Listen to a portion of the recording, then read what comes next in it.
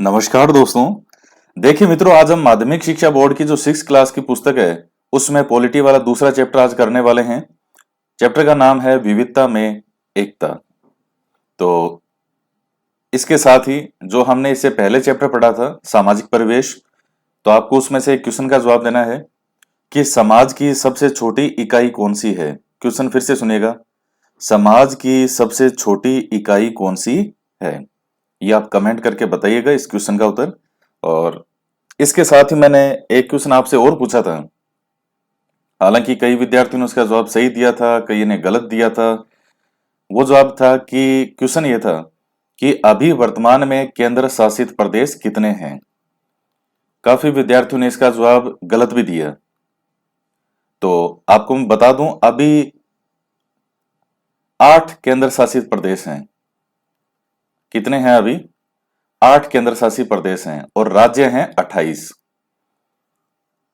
ये आपको ध्यान में रखना है। केंद्र शासित प्रदेश अभी कितने हैं? 8 है। कैसे हो गए? देखिए, पहले आप शुरू में हमेशा यही पढ़ते थे कि बहुत पहले कि 28 तो राज्य हैं और 7 है केंद्र शासित प्रदेश। अब उसके बाद में धीरे धीरे एक नया राज्य बना था, तेलंगाना। तो कितने राज्य हो गए थे? 29 राज्य। और केंद्र शासित 7 थे। फिर उसके बाद जम्मू कश्मीर वाला जो है, जम्मू कश्मीर राज्य है, उसको राज्य का दर्जा खत्म करके JNK और दूसरा लद्दाख, ये 2 यूटी में विभाजित कर दिया गया, यानी केंद्र शासित प्रदेशों में। तो इस 7 के अंदर जोड़ दीजिए 2 केंद्र शासित प्रदेश। कितने केंद्र शासित हो गए थे? 9। और एक राज्य इधर से वापस खत्म हो गया, मतलब वो चेंज हो गया 2 यूटी में, तो वापस हो गए 28। यानी 28 राज्य और 9 केंद्र शासित प्रदेश थे। अभी जस्ट कुछ समय पहले, 4-5 महीने पहले, दमन दीव और दादर और नागर, इन दोनों को मिला करके एक यूटी बना दिया गया है, एक कर दिया गया है। तो जब एक कर दिया तो एक कम हो जाएगा इनमें, तो हो गए 8। तो अभी वर्तमान के अंदर 28 राज्य हैं और 8 केंद्र शासित प्रदेश हैं। तो ये ध्यान में रखना आप। तो अब हम आगे पढ़ते हैं विविधता में एकता। विविधता हमारे जीवन का एक प्रमुख और स्वाभाविक अंग है। हम अच्छे इंसान और नागरिक तभी बन पाएंगे जब समाज की विविधता को समझेंगे और उनके प्रति सम्मान का भाव रखेंगे। यही समझ, सम्मान के भाव और सहिष्णुता हमारी एकता के मार्ग को प्रशस्त करती है। इस अध्याय में हम विविधता के भिन्न भिन्न स्वरूपों को भारतीय संदर्भ में जानेंगे और साथ ही यह भी समझेंगे कि विविधता और एकता दोनों आपस में कैसे जुड़े हुए हैं। तो आगे पढ़ते हैं। दुनिया में विविधता क्यों? हमें पता है कि हमारी धरती सब तरफ एक जैसी नहीं है। पृथ्वी पर किसी स्थान पर ऊंची पर्वत श्रृंखलाएं हैं, कहीं पठार तो कहीं समतल मैदान, कहीं कलकल करती नदियां तो कहीं सूखे रेगिस्तान। कुछ स्थान ऐसे हैं जहां बादल खूब बरसते हैं, तो किसी स्थान पर बरसात के नाम पे बादल आंख मिचोली खेल जाते हैं। तो आंख मिचोली जो राजस्थान में रहते हैं वो सब अच्छे से परिचित हैं। यहाँ तो आंख मिचोली ही खेलते हैं बादल। दिखते हैं ऊपर के साथ बरसेंगे बरसेंगे बरसेंगे, और बस वो बादल थोड़ी देर में आगे निकल जाते हैं। तो उसका कारण आप जानते हैं, अरावली है। जब ज्योग्राफी वगैरह हमने पढ़ा यहाँ 6 या 10th में ज्योग्राफी वाली, तो उसमें ये सब चीजें आई थी। तो आप रेगिस्तान के पश्चिम केवल सिर्फ राजस्थान राज्य की ही बात करें तो भी आप देख लीजिए, जो पश्चिम वाला पार्ट है ये जैसे अरावली है बीच में, तो ये पहाड़ी वाला पर्वत है, ये बीच में इस तरह से है। और इसके पश्चिम में देखिएगा, और पूरा पश्चिम में आ जाइए, ये बाड़मेर जैसलमेर साइड में इधर रेगिस्तान ही रेगिस्तान। जो पूर्वी मैदानी प्रदेश है अरावली के, वहां मैदानी मैदान मिलेंगे आपको। इधर ये हाड़ौती की तरफ आइए, ये आपको पठारी एरिया जैसा मिलेगा। ये तो केवल राजस्थान की स्थिति है। पूरे भारत के स्तर पे देखें तो आपको अलग अलग विविधताएं मिलेगी। पूरे विश्व के स्तर पे देखें तो और मिलेगी। कहीं इतनी गर्मी पड़ती है कि हल्के कपड़े पहनने पड़ते हैं, तो कहीं इतनी ठंड होती है कि अगर सामान्य कपड़े ही पहने तो हमारी कंपकंपी छूट जाए। आप पृथ्वी के जिस भूभाग पर रहते हैं वह तो इन विविध पर्यावरणों का बस एक छोटा सा हिस्सा मात्र है। धरातलीय व जलवायु संबंधी विविधताओं के कारण पृथ्वी पर सभी जगह पेड़ पौधे और फसलें एक जैसे पैदा ना होकर अलग अलग स्थानों पर अलग अलग तरह की पैदा होती हैं। उदाहरण के लिए हमारे देश में पंजाब राज्य में गेहूं और चावल होते हैं लेकिन चाय नहीं होती। चाय की पैदावार के अनुकूल स्थितियां देश के एक दूसरे राज्य आसाम में है। केरल और तमिलनाडु के समुद्र तटीय क्षेत्र में नारियल खूब पैदा होते हैं, किंतु नारियल रेगिस्तानी राज्य राजस्थान में पैदा नहीं हो पाता। राजस्थान में बाजरा और मक्का पैदा होते हैं। लोहा, कोयला, तांबा आदि खनिज पदार्थ पृथ्वी पर न तो सभी जगह पाए जाते हैं और न ही समान मात्रा में। तो ये बेसिक सी चीजें हैं, बस आपके समझने वाली है। ये विविधताओं को डिफाइन कर रहा है कि कैसे क्या क्या विविधताओं से मतलब क्या है। तो धरातलीय संबंधी है, जलवायु संबंधी है, और वहां कौन सी फसल होगी, क्या पैदावार होगी, ये डिपेंड करता है कि वहां का धरातल कैसा है, उसकी मिट्टी कैसी है, वहां जलवायु कैसा है, सब कुछ उस पर डिपेंड करेगा। अपने राजस्थान में क्या होता है, बाजरा खूब होता है, मक्का ये, और जबकि जो समुद्र तटीय इलाके हैं वहां नारियल आपको खूब मिलेगा। अब कोई नारियल यहां लगाना चाहेगा, साहब मैं तो जैसलमेर जाके नारियल लगा के रहूंगा मैं, तो वो 2-4 दिन पौधा अगर लग भी गया तो वो थोड़ा सा बड़ा होके रह जाएगा, उसमें से नारियल नहीं निकलेगा। तो ये चीजें हैं कि जो चीज देखिए, कई बार लोग मान लीजिए किसी ने लगा भी लिया, लेकिन वो जैसे भौगोलिक वाली बात थोड़ी हो सकती है। या जैसे मान लीजिए अलग अलग जो जिले हैं उनमें कुछ फसलें, आप जैसे नागौर की मेथी फेमस है, तो वहां सुना है कि मेथी आप इजी वे में मेथी उग जाती है। ये क्वेश्चन पूछा है, ये आरएस का फेवरेट क्वेश्चन हुआ करता था कभी आरपीएससी का प्री में। वो मेथी को बार बड़ा पूछता था कि साहब मेथी कहां पाई जाती है। तो ये आपको बता रहा हूं कि ये पर्टिकुलर अलग अलग जगह की वहां की भौगोलिक उस विशेषता के कारण होता है। अब जैसे चाय है, हमारे यहाँ ऐसी चाय नहीं होती यहाँ पे। और चाय कहाँ है, ये असम और ये जो इधर वेस्ट बंगाल, ये इस वाला जो असम वाला हिस्सा है, वहां खूब चाय है, क्योंकि वहां का भौगोलिक जो जलवायु, वातावरण, धरातल, वो सब कैसा है चाय के अकॉर्डिंग, और चाय बड़ी फेमस होती है वहां की। इन सभी विविधताओं के विद्यमान होने के कारण विभिन्न क्षेत्रों के लोगों में खान पान, पहनावा, रहन सहन, रोजगार, व्यवसाय आदि में भारी अंतर आ जाता है। तो जैसे जहां जिस तरह का भौगोलिक वातावरण वगैरह होता था, उसी प्रकार के लोगों का क्या होता था, खान पान होता था, कपड़े होते थे, पहनावा, ये सब, रोजगार, व्यवसाय। अब जैसे मान लीजिए जहां खेती खूब होती थी, खेती की संभावनाएं थी, लोग खेती करते थे, तो वहां आपको किसान किसानी मिलेंगे। जहां उद्योग धंधों से संबंधित कुछ इंडस्ट्रियल एरिया है, तो वहां आपको वो व्यापार मिलेगा, उन लोगों का रोजगार मिलेगा। रहन सहन, क्या खाते हैं, क्या पीते हैं, वो सब डिपेंड करता है कि कैसा वातावरण है, कैसा अन्न है, कैसी भौगोलिक जलवायु है। अब जैसे हम जो वेस्ट की बात करें, राजस्थान में जो पश्चिमी वाला भाग है, तो जहां गर्मी ज्यादा पड़ती है, देखा होगा आपने, जो इस तरफ का एरिया है, वहां लोगों का जो एक पहनावा होता है, पहले जो था वो था कुर्ता सफेद होता था, और धोती जो है वो पहनावा होता था। बुजुर्ग आज भी धोती पहनते हैं। तो वो वाइट ये कपड़े होते थे, सफा जो है वो पहनते थे वाइट। तो इसका ये वाइट का क्या है कि देखिए, जो गर्मी है उसमें व्हाइट कलर गर्मी को ऑब्जर्व नहीं करता, जबकि जो ब्लैक कलर है वो सबसे ज्यादा ऑब्जर्व करता है। अब आजकल लोग ध्यान नहीं देते, ब्लैक शर्ट पहन लेंगे भयंकर गर्मी में, फिर रोते हैं, अड़ाते, अरे मार दिया, अरे बहुत गर्मी पड़ रही है। तो ब्लैक पहनोगे गर्मी में तो गर्मी तो लगेगी, जितनी लगनी चाहिए उसकी दुगनी लगेगी, डबल। इसलिए व्हाइट कपड़े हमारे ज्यादा पहनते हैं राजस्थान में, सफेद। आपके दिमाग में मैं कहूं राजस्थान का व्यक्ति या राजस्थान का किसान, तो आपके दिमाग में जो छवि आएगी वो धोती कुर्ता साफा पहने हुए एक उस किसान की आएगी, साथ में ऊंट भी उसने पकड़ रखा होगा, और वो छवि जो आएगी उसने सफेद कपड़े पहन रहे होंगे। यही कारण है, साफा जैसे पहनते थे, अब जैसे साफा लगा रखा है, तो गर्मियों में यहाँ लोग पहले चलते थे तो एक तो लू से बचाव होता था, और जैसे अब मान लो एक जगह पेड़ के नीचे बैठ गए, ये पेड़ है और इस पेड़ के नीचे बैठ गए, तो अब क्या करते थे, साफा हटाते थे। तो अब वो साफा हटाया, तो अब जो चूंकि जो हवा भी चलती थी वो भी थोड़ी ठंड ठंडी महसूस होती थी, क्योंकि थोड़ा सा क्या रखा होता था, पसीना आता है, थोड़ा सा पसीना आएगा साफे के अंदर। तो जब उसको हटाएंगे तो आपकी थोड़ी थोड़ी आपको ठंडी हवा महसूस होगी। ये पहनावा बहुत सोच समझ के बनाया गया पहनावा, और बहुत सही पहनावा था। लेकिन अब आजकल कोई है नहीं, मेरा मन भी करता है मैं धोती कुर्ता ही पहनूं, लेकिन फिर वो है कि सारा जो जंगल है उसमें अकेला मैं ही लगूंगा साहब, ये मोर कौन आया कहीं से, जंगल में मोर नाचा सबके बीच में। इसको क्या ज्यादा शौक है धोती कुर्ते का, तो इसलिए हम पहनता नहीं। लाकि बाकी मेरा तो मन करता है यही पहनावा पहनना चाहिए, यही पहनावा सही है वैसे तो। आजकल लड़के वो जीन्स पहनते हैं ना, उनसे ढंग से बैठा जाए, वो है इतनी टाइट टाइट जीन्स होती है वो, तो आदमी उसमें बैठ ही नहीं सकता ढंग से। तो ये चीजें तो खैर जो है। अब हम हमारे देश भारत में विद्यमान विविधताओं की चर्चा करते हैं। विविधताओं का धनी भारत देश। भारत में विविधता के कई पक्ष हैं, जैसे नरजातीयता, भाषा, रंग रूप, शरीर की बनावट, काम करने के तरीके, पूजा पद्धतियां, जाति, कला, संस्कृति।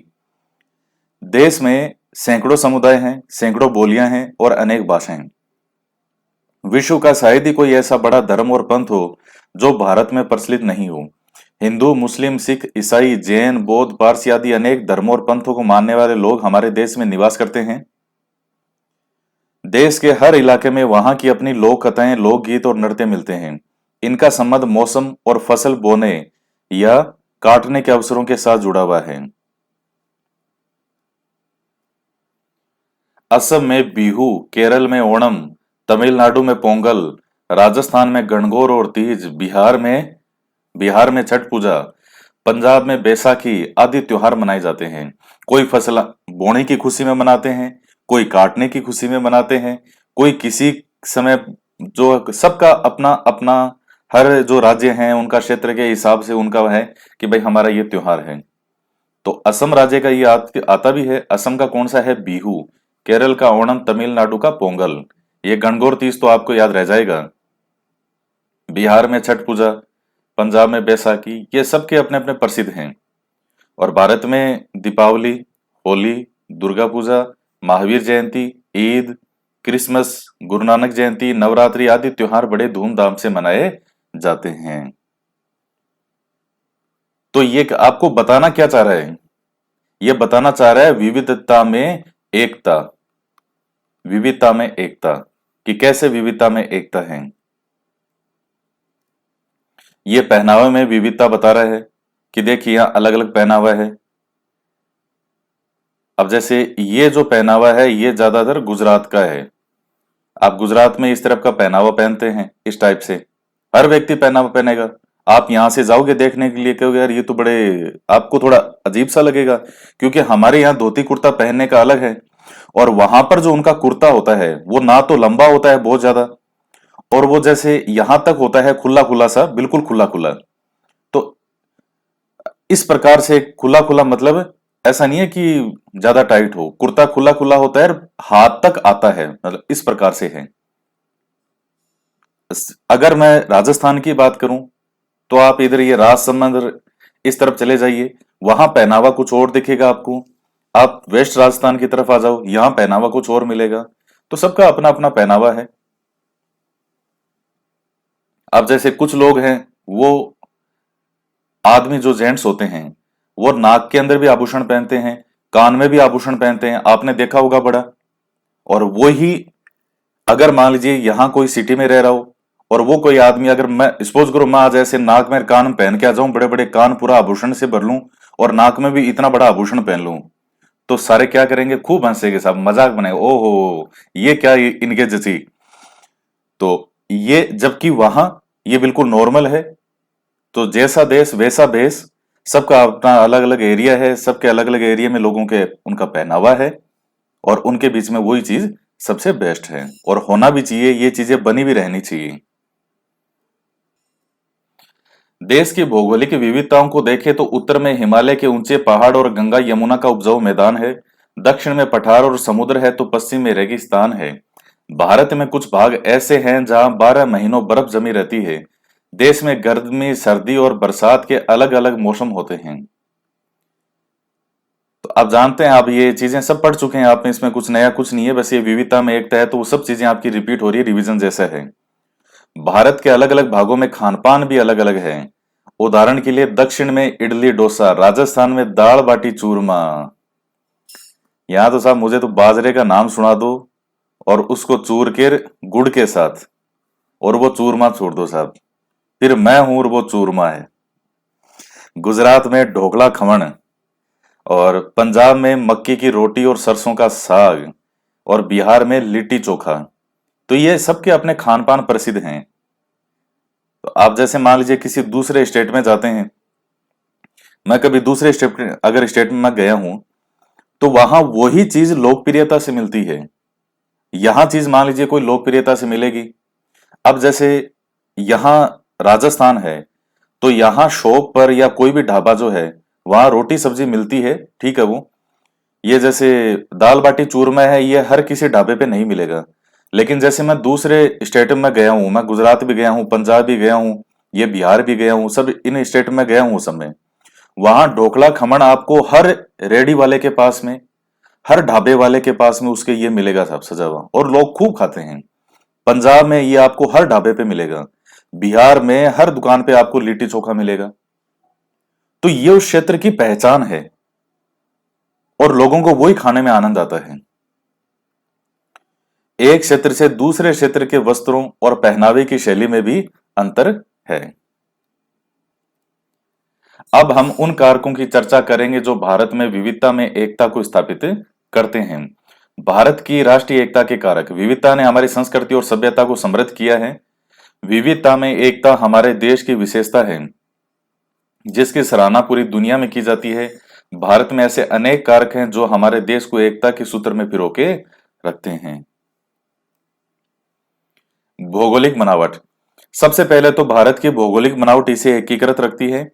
उत्तर और उत्तर पूर्व में हिमालय पर्वत, पूर्व में बंगाल की खाड़ी, पश्चिम में अरब सागर और दक्षिण में हिंद महासागर हमें एक खास पहचान देते हैं। देश के अंदर लंबी नदियां एक भाग को दूसरे भाग से जोड़ती है। तो ये भौगोलिक बनावट भारत की इतनी है कि ऊपर एक हिमालय है, जिसके वह भारत ऊपर से सुरक्षित है, और इधर अरब सागर आ गया, इधर बंगाल की खाड़ी है, और इधर जो है वो हिंद महासागर है। अब इधर ये चाइना वाला बॉर्डर है, तो वो फालतू परेशान करता रहता है। इधर पाकिस्तान है, वो हमेशा चू चू चू करता रहता है। तो यहां भी अगर इधर ये अरब सागर थोड़ा सा ऊपर और हो जाता, और पाकिस्तान फिर उधर होता, तो भारत एकदम मस्त था। लेकिन अब ये क्या है, सर पे हमेशा टेंशन देने वाला काम है इनका। जो इनकी गतिविधियां हैं वो तो हमेशा भारत विरोधी रहती है। तो बाकी ओर से भारत बिल्कुल सुरक्षित है। हमारा स्वतंत्रता संग्राम। ऐतिहासिक रूप से अनेक चक्रवर्ती राजाओं और बादशाहों ने देश को एकता के सूत्र में बांध कर रखा था। जब अंग्रेजों का भारत पर राज था, तो भारत के सभी धर्म, भाषा और क्षेत्र की महिला और पुरुषों ने अंग्रेजों के खिलाफ एकजुट होकर लड़ाई लड़ी थी। स्वतंत्रता संग्राम के दौरान उभरे गीत और चिन्ह विविधता के प्रति हमारा विश्वास बनाए रखते हैं। आप जानते हैं 1857 की जो क्रांति है, उसमें सभी ने साथ दिया, मिलके साथ दिया, चाहे किसी भी जाति का हो, किसी भी धर्म का हो। और देखिए कहीं ना कहीं जो 1909 में मार्लियामेंटो जो अधिनियम लाता है 1909 का, जिसमें जो मुसलमानों के लिए अलग प्रतिनिधित्व किया गया, ये चीजें जो इन्होंने की गई, वो क्यों की थी? इन्होंने 1857 की क्रांति में भांप लिया था कि बाकी तो ठीक है, ये हिंदू मुस्लिम एक साथ कैसे लड़ रहे हैं। ये चीज इन्होंने देखी कि ये दोनों एक साथ हैं, इन दोनों को अलग करना बहुत जरूरी है। और पूरे प्लान के तहत जो है, इन्होंने मिल करके अंग्रेजों ने, और धीरे धीरे पॉलिसी ऐसी बनानी शुरू कर दी कि उसमें सब लोग, जो देखिए भारत के लोग थोड़े भोले भाले हैं, जो दिल से प्रेम से बोलता है उसी के हो जाते हैं। इन्होंने अब ज्यादा सोचते नहीं है, मन में जो छल कपट नहीं है। अब ये यहाँ अंग्रेज थे साहब, पूरी दुनिया को जीते हुए, और गोरा आदमी जो है अंग्रेज, उन पे कभी भरोसा नहीं करना चाहिए। ये बहुत बहुत इतिहासकारों ने कहा है। अलग अलग शासक है, वो भी जानते थे कि अंग्रेज भरोसा करने के लायक नहीं है। ये धीरे धीरे अंग्रेज जाल फेंकते गए, फंसाने का काम किया लोगों को। कभी इस धर्म वाले को अलग किया, कभी उसको अलग किया, और कभी किसी को अलग किया। तो वही पॉलिसी अपना ही फूट डालो, राज करो। हमारा संविधान संपूर्ण भारत के लिए एक ही संविधान है, पूरे देश के लिए समान नियम कानून और एक ही नागरिकता है। हमारा संविधान राष्ट्रीय एकता को बढ़ाता है। हमारे राष्ट्रीय प्रतीक चिन्ह, राष्ट्रगान और राष्ट्रगीत भी देश को एकता के सूत्र में पिरोते हैं। अब जैसे राष्ट्रगान है, तो पूरे देश का राष्ट्रगान एक ही है। ऐसा नहीं है कि जो राजस्थान ये कहे सब हमारा तो आज से अलग राष्ट्रगान होगा, और जो बंगाल वाले कहें कि हमारा अलग से राष्ट्रगान होगा, ऐसा नहीं है। पूरे देश का एक ही राष्ट्रगान है, एक ही राष्ट्रीय गीत है और एक ही राष्ट्रीय चिन्ह है। अब है हमारे राष्ट्रीय प्रतीक। पहला है राष्ट्रीय ध्वज, कौन सा है? तिरंगा। राष्ट्रीय चिन्ह अशोक स्तंभ। राष्ट्रीय पशु बाघ। राष्ट्रीय पक्षी मोर। राष्ट्रीय पुष्प कमल। राष्ट्रीय खेल हॉकी। राष्ट्रगान जनगण मन। राष्ट्रगीत वंदे मातरम। ये 8 नाम दे रखे हैं। हालांकि अब आजकल ऐसे क्वेश्चन पूछता नहीं है वो, लेकिन सिर्फ बात क्वेश्चन पूछने की नहीं है, और ना ही ये चैप्टर ऐसा है कि आपके क्वेश्चन पूछने जैसा कुछ इसमें है, क्योंकि इसमें जो टॉपिक हैं वो सब अलग अलग टॉपिक हैं जिनमें से क्वेश्चन पूछे जाते हैं। तो ये तो एक चैप्टर के रूप में बता रहा है कि कैसे भारत में विविधता में एकता है। आप बार बार पढ़ते होंगे विविधता में एकता, विविधता में एकता, तो वो है क्या विविधता में एकता? वो चीज है, तो ये सबको पता होनी चाहिए वैसे भी।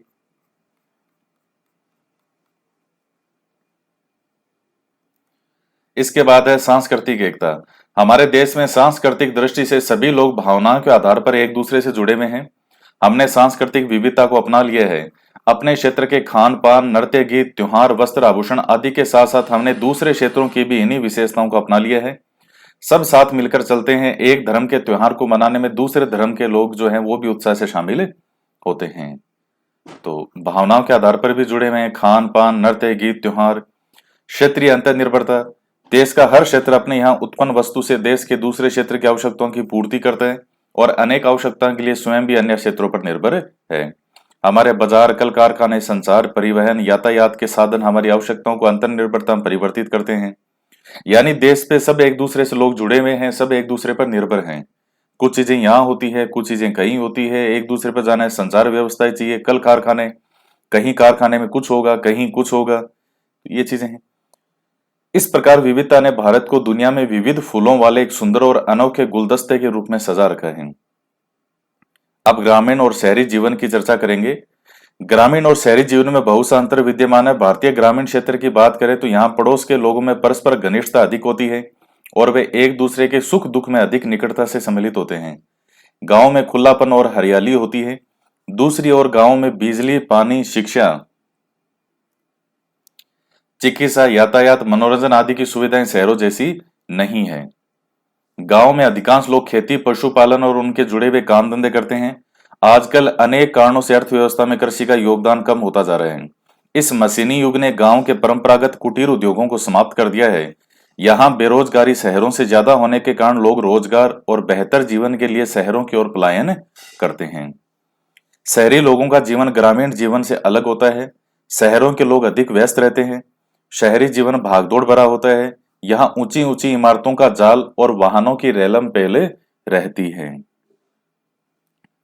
ये देखिए एक चित्र दिया है शहरी जीवन का। ये सर्किल है, ये सब गाड़ियां वगैरह कैसे आपस में है। ये जो है एक तरफ कच्ची बस्तियां और एक ये बहुमंजिला जो है भवन। तो यहाँ हरियाली और खुलापन बहुत कम रहता है। वाहनों और कारखानों से निकले धुओं से हवा और वातावरण प्रदूषित रहता है। दूसरी ओर शहरों में रोजगार के बहुत से ऐसे क्षेत्र हैं जिनमें योग्यता हासिल करके आगे बढ़ा जा सकता है। यहाँ शिक्षा प्राप्त लोगों को रोजगार मिलने की संभावनाएं अधिक होती है। यही कारण है कि लोग ग्रामीण क्षेत्रों में पलायन करके शहरों में बसते जा रहे हैं। तो नॉर्मल सी चीजें हैं। गांव में कुछ चीजें अलग है, कुछ शहरों में है। कुछ रहन सहन गांव का मस्त होता है, शहरों के अंदर उन चीजों का अभाव रहता है। रोजगार के साधन शहर में ज्यादा होते हैं। गांव में जो है जैसे कृषि है, पशुपालन है, वही मेन होता है। बढ़ती जनसंख्या ने शहरों को समस्याग्रस्त कर दिया है और शहरों में आकर बसने वाले सभी लोगों को पर्याप्त रोजगार और आवश्यक मूलभूत सुविधाएं नहीं मिल पाती। अधिकांश लोगों को कम आय में अपना जीवन गुजारना पड़ता है। उन्हें कच्चे और छोटे घरों वाले ऐसी बस्तियों में रहना पड़ता है जहां बिजली, पानी, जो शिक्षा, चिकित्सा आदि की मूलभूत सुविधाओं का अभाव होता है। इन बस्तियों में चारों ओर गंदगी होती है। तो आप जानते हैं, अभी देखिए जो कोरोना के कारण मजदूर थे मुंबई जैसे इतने बड़े बड़े महानगरों में, तो कुछ ही दिन वो रह पाए। इसके बाद वापस सबको गांव ही लौटना पड़ा, क्योंकि गांव जो है वो पेट पाल सकता है और शहर जो है वो केवल दिन ही निकालता है कि चलो आज का दिन निकल गया, कल का निकल गया। लेकिन जब आपको पूरी तरह संकट आ जाए तो काम आपके गांव ही आता है, यही आपका पेट भरेगा और आपको रखेगा। तो गांव का महत्व यहां से फिर उभर करके सामने आया है कि चाहे दुनिया में कहीं रोजगार के लिए लोग चले जाएं, जैसे इतने मजदूर लाखों की संख्या में जाते हैं, यूपी बिहार से बहुत आते हैं, यहां भी बहुत हैं, राजस्थान में, मुंबई महाराष्ट्र में खूब जाते हैं, अलग अलग स्टेट में जाते ही हैं जहां रोजगार की संभावनाएं खूब है।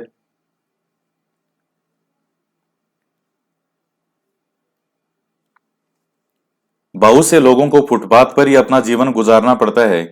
यहां भीड़ में रहकर भी व्यक्ति स्वयं को अकेला अनुभव करता है।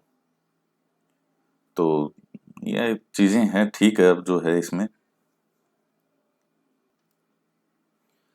अब ये शब्दावली है विविधता। कई तरह होने का भाव, जैसे खान पान, वेशभूषा, रंग रूप। नर जातीयता क्या होती है? मनुष्य की प्रजाति आर्य है, द्रविड़ है, जो दक्षिण के हैं वो द्रविड़ हैं, ऊपर से जो मध्य एशिया इधर से आए थे वो आर्य। भौगोलिक प्रति के प्राकृतिक स्वरूप संबंधी, तो उसको कहते हैं भौगोलिक। अब ये इनको खालिस्तान भरना है, तो ये तो क्या उत्तर में कौन सा पर्वत है, किधर उपजाऊ मैदान है, गांव में अधिकांश लोग किससे जुड़े हुए काम धंधे करते हैं?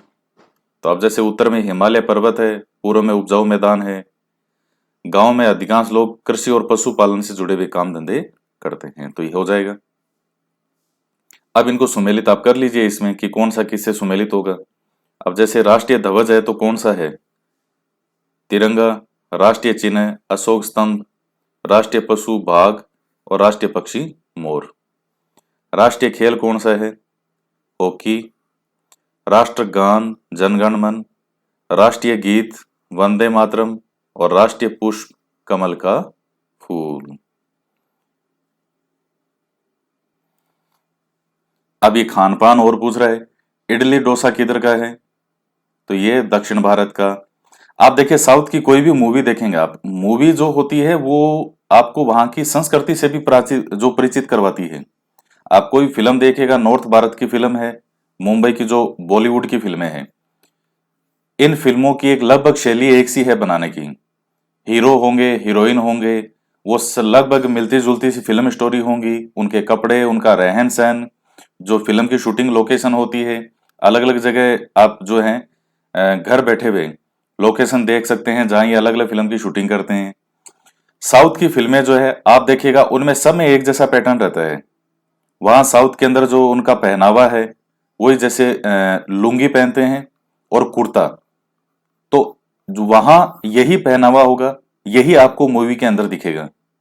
खान पान में वहां मम्मी जो है अपने बेटे को सुबह सुबह इडली सांभर ही खिला रही होगी। अपने तो यहाँ जैसे आप मान लो अपना पहनावा अपना क्या है खान पान में, तो अपने दही रोटी, दही और जो बाजरे की रोटी होती है, वो नाश्ता करना हो तो गांव में, अब आजकल तो नाश्ते वास्ते चेंज हो गए, लेकिन ये जो दही रोटी है ये अपना नाश्ता होता था पहले गांव में। और यहाँ जो है इनके इडली सांभर इनका सुबह सुबह का नाश्ता है। मम्मी कहती है बेटा खा तो, एक इडली और ले ले बेटा, बेटा एक इडली और ले ले, नहीं मम्मी इतनी खाऊंगा, बेटा एक इडली और ले ले। तो ये चीज है। इडली डोसा जो है ये कहाँ का है? दक्षिण भारत। दाल बाटी चूरमा आपनो राजस्थान। ढोकड़ा खमण गुजरात। मक्के की रोटी और सरसों का साग पंजाब और लिट्टी चोखा बिहार। तो ये आपका चैप्टर कंप्लीट हो गया, और इसमें नोट्स बनाने की आपको कोई ऐसी आवश्यकता नहीं है कि आप इसमें ये सब चीजें आप पढ़े हुए हो, बस इसने एक साथ पिरोया है। नोट्स बनाने की जरूरत आगे के चैप्टर आएंगे उनमें पड़ेगी, वहां मैं आपको बता दूंगा। ये समझने के लिए ये दिमाग को खोलती है चीजें, और इन चीजों को पढ़ना बहुत जरूरी है। जो चीज आपके दिमाग में एक बेसिक तैयार होता है, चीजों को समझने की चीज तैयार होती है, वो यहीं से होती है। इसलिए इन चैप्टर को पढ़ना बहुत जरूरी होता है। तो ये आपका चैप्टर कंप्लीट हो गया। तो आज के वीडियो में इतना ही, और वीडियो को लाइक जरूर करें, ज्यादा से ज्यादा शेयर भी करें। तो मिलते हैं नेक्स्ट वीडियो में एक नए टॉपिक के साथ। जय हिंद, जय भारत।